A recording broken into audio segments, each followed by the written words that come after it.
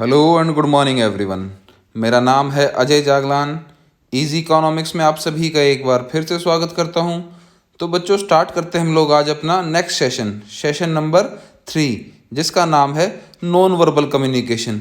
जैसा कि आप सभी जानते हैं कि कल वाले जो सेशन हम लोगों ने किया था, जो वीडियो हम लोगों ने की थी, उसमें हम लोगों ने वर्बल कम्युनिकेशन के बारे में सीखा था कि ठीक है, कि जो ऐसा कम्युनिकेशन जो बातचीत के मीडियम से होता हो, ठीक है, जहाँ पे हमें बोल के कम्युनिकेशन करना पड़ता हो या फिर फेस टू फेस कम्युनिकेशन करना पड़ता हो हमें, ठीक है, उसकी मेरिट्स भी हम लोगों ने पढ़ी थी।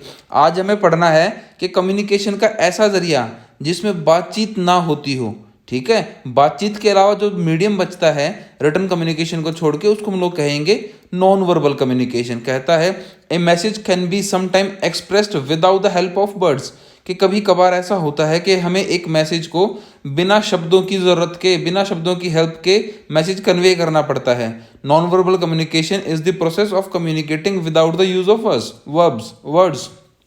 कि जो नॉन वर्बल कम्युनिकेशन है, उस प्रोसेस में क्या होता है बच्चे, हम शब्दों का इस्तेमाल नहीं करते और हमें कम्युनिकेशन करना पड़ता है, ठीक है। इसके कुछ एग्जांपल्स हैं, जैसे फेशियल एक्सप्रेशन है, चेहरे के हाव भाव हैं, ठीक है, बॉडी जेस्चर्स हैं, ठीक है। फेशियल एक्सप्रेशन मतलब जैसे आप अगर आपको एकदम शौक लगा है, आप एकदम मुंह खोल के ऐसे कहेंगे हाँ शौक लगा बच्चे, ठीक है। आपको पिंच हुआ तो आप अपने फेशियल एक्सप्रेशन शो करेंगे, ठीक है। बॉडी जेस्चर, अगर आपको हाथ में दर्द है तो आप हाथ उठाएंगे, किसी को इशारा करना है तो हाथ से इशारा देंगे, ये सब एक बॉडी जेस्चर होते हैं, ठीक है। और ये एक तरीके के जो ये नॉन वर्बल कम्युनिकेशन होता है ना बच्चे, जिसमें बॉडी जेस्चर्स को या फेशियल एक्सप्रेशन को यूज करते हैं, तो इसको एक साइलेंट लैंग्वेज भी कहते हैं, ठीक है। ये एक साइलेंट लैंग्वेज है जिसमें बिना बोलचाल के हम लोग कोई मैसेज ट्रांसमिट कर देते हैं, जैसे अपनी उसका आईब्रोज का यूज करना, बॉडी जेस्चर्स का, वोकल कैरेक्टरिस्टिक्स, ठीक है, फेशियल एक्सप्रेशन, ठीक है,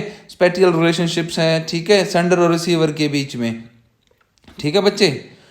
आगे हम लोग करते हैं कि इस नॉन वर्बल कम्युनिकेशन के कंपोनेंट्स हैं काफ़ी सारे, ठीक है। सबसे पहला कंपोनेंट है नाइसिस, ठीक है। नाइसिस का मतलब कहता है एक interpretation of body language.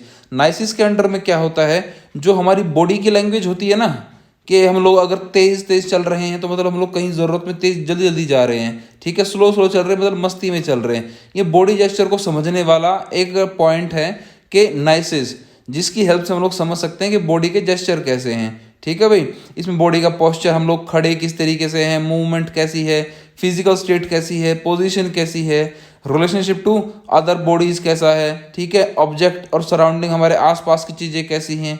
Second में कहता है प्रोक्सिमाइसिस। प्रोक्सिमाइसिस में क्या होता है बच्चे, ये एक टेक्निकल टर्म है, person space expect of body language, कि जो किसी से स्पेस बनाया गया है ना, फॉर एग्जाम्पल आप स्पेस में दूर खड़े हैं, बिल्कुल एक दूसरे से स्पेस बना के खड़े हैं, ठीक है। Proximity is the study of measurable distance between people as they interact. देखो, अगर मेरा कोई खास जानकार है ना बच्चे, मेरा कोई रिलेटिव है, तो मैं बिल्कुल उसके पास, उसके साथ दोस्त है तो उसको हक करके भी ऐसे खड़ा हो सकता हूँ। कोई अननोन है मेरे लिए तो मैं उसे 2 मीटर की या 2-3 फुट की डिस्टेंस से जाके बात करूंगा। तो इससे शो होता है कि हाँ, अगर कोई नोन है तो पास पास होंगे, अगर कोई दूर है तो दूर भी खड़े हो सकते हैं बच्चे, ठीक है। ये देखो 100% ऐसा नहीं होता, फिर भी एक एग्जांपल की बात की जा रही है यहाँ पे। इस प्रॉक्सिमाइसिस में डिस्टेंस बता रखे हैं इन्होंने, डिस्टेंस आप लोगों को बता देता हूँ मैं। कहता है अगर वो 6 इंच का, आधे फीट से लेके 1.5-2 फीट तक का डिस्टेंस है तो उसको कहते हैं इंटीमेट डिस्टेंस, ठीक है। यहाँ पर आप टच भी करते हैं एक दूसरे को, कान में आसपास बातचीत भी करते हैं। एक होता है पर्सनल डिस्टेंस, जहाँ पर वो जो फैमिली मेंबर्स के बीच में होता है 1.5 फुट से लेके 2.5 फुट तक के बीच में, ठीक है भाई। एक होता है सोशल डिस्टेंस, जो आप सभी से फॉलो करते हैं उसको, ठीक है, जो 4 फुट से लेके 7 फुट के बीच में होता है। जो पब्लिक डिस्टेंस होता है वो होता है बच्चे पब्लिक स्पीकिंग के लिए, ठीक है, जो 12 फीट से लेके 25 फीट तक हो सकता है, ठीक है। ये हमारे डिस्टेंस थे प्रॉक्सिमाइसिस के अंदर में। थर्ड पॉइंट में कहता है वो अक्लेसिस। अक्लेसिस कहता है, अक्लेसिस होता है study of role of eye contact in non verbal communication, कि जो नॉन वर्बल कम्युनिकेशन हम लोग करते हैं ना, उसमें हमारी आईज का क्या रोल होता है, जो हमारी आंखें हैं उसका क्या रोल होता है, उसके रोल को पढ़ने के लिए हमें ऑक्युलेसिस को पढ़ना पड़ता है, ठीक है। फोर्थ पॉइंट में कहता है chronemics. Chronemics is the study of use of time in non verbal communication, कि नॉन वर्बल कम्युनिकेशन का ऐसा सिस्टम, ऐसा प्रोसेस जिसमें टाइम, समय का इस्तेमाल हो। ठीक है, अगर आप लोग किसी से काफ़ी देर तक बात कर रहे हैं तो मतलब कोई आपका खास है, कोई नॉन बंदा है, अगर आपने किसी से 2 मिनट कोई फॉर्मल बातचीत की, मतलब आपके लिए वो अननोन पर्सन है। टाइम का भी बहुत महत्व होता है इसमें। ठीक है, नेक्स्ट पॉइंट में कहता है haptic refer to the study of touching, कि नॉन वर्बल कम्युनिकेशन में जहाँ पर टचिंग का इस्तेमाल हो। देखो, अगर आप शेक हैंड करते हैं, हक करते हैं किसी को, ठीक है, कडल करते हैं किसी को, मतलब कोई नॉन पर्सन है आपका, अननोन से आप ये सब चीज़ें नहीं करेंगे। तो जो टचिंग की स्टडी होती है उसको हम लोग कहते हैं यहाँ पे हैप्टिक्स। ठीक है, आगे है paralinguistic. It is the study of variation of pitch. आप बोलचाल के तरीके में देखो, अगर आप आराम से हैं, आप बिल्कुल गुस्से में नहीं है, शांत मूड है, तो आपकी पिच, आपके साउंड की वॉल्यूम, स्पीड बिल्कुल लो होगी, आराम से जेंटल स्पीड होगी। आप गुस्सा करते हैं तो आपकी वो पिच, वॉल्यूम एकदम से इंक्रीज कर जाती है। ठीक है, पैरालिंग्विस्टिक, उस स्टडी को हम लोग कहते हैं पैरालिंग्विस्टिक। और 7th में आता है हमारे पास पैरा लैंग्वेजेस। कहता है para languages refers to the non verbal element of communication use to modify meaning and convey emotions, कि जहां पर हम लोग इमोशंस की बातचीत करते हैं तो वहां पर आती है हमारी पैरा लैंग्वेज। ठीक है बच्चे, ये हमारे पास कंपोनेंट्स थे किसके, नॉन वर्बल कम्युनिकेशन के।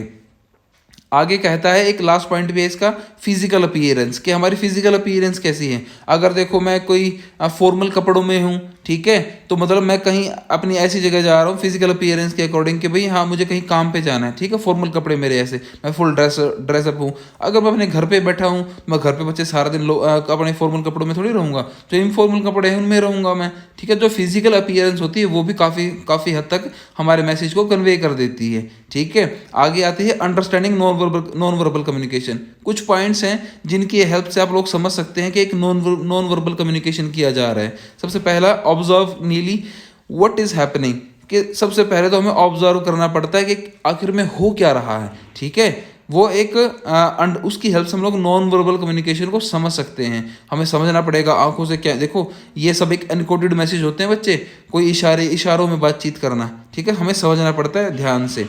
सेकंड पॉइंट में consider the difference between verbal statement and non verbal behaviour, कि जो वर्बल स्टेटमेंट है, जो बोलचाल के स्टेटमेंट दी गई हैं, और नॉन वर्बल बिहेवियर है, उनमें हमें डिफरेंस करना आना चाहिए। लास्ट पॉइंट में कहता है लुक एट सबटाइटल्स, ठीक है, या सबलेटिक्स इन नॉन वर्बल बिहेवियर, कि जो हमारी ऑब्जर्वेशंस हैं, ठीक है, डिफ्रेंशिएट करना फेक एक्शन में या जेन्युइन एक्शन में, तो हमें वो भी आनी चाहिए, तभी हम लोग एक नॉन वर्बल कम्युनिकेशन को समझ पाएंगे, अदर देन हम उसको समझ नहीं पाएंगे। आज के सेशन में सिर्फ इतना ही, साथ में 3 क्वेश्चन और हैं बच्चे इसके, कि हमें नॉन वर्बल कम्युनिकेशन की स्किल्स को डिफाइन करना है कि वो स्किल्स क्या होती है। ठीक है, सेकंड क्वेश्चन में कहता है नॉन वर्बल कम्युनिकेशन का प्रोसेस क्या क्या है। ठीक है, याद रखना कंपोनेंट उसका प्रोसेस नहीं है। ठीक है, प्रोसेस को हमें अलग से डिफाइन करना पड़ेगा। और नॉन वर्बल कम्युनिकेशन के मेथड कौन कौन से हैं, ये आप चैप्टर को पढ़ने और समझने के बाद ये आंसर आप खुद लिखेंगे। ठीक है, बुक में आंसर नहीं मिलेंगे, ये आपकी खुद की ऑब्जर्वेशन पे आंसर मिलेंगे आपको ये सभी। ठीक है बच्चे, आज की वीडियो में सिर्फ इतना ही। आशा करता हूँ आज आपको पूरा टॉपिक क्लियर हुआ होगा, और चैनल को सब्सक्राइब करना बिल्कुल ना भूलें बच्चे, और लाइक शेयर कमेंट ज़रूर करें। Thanks for listening, have a great day.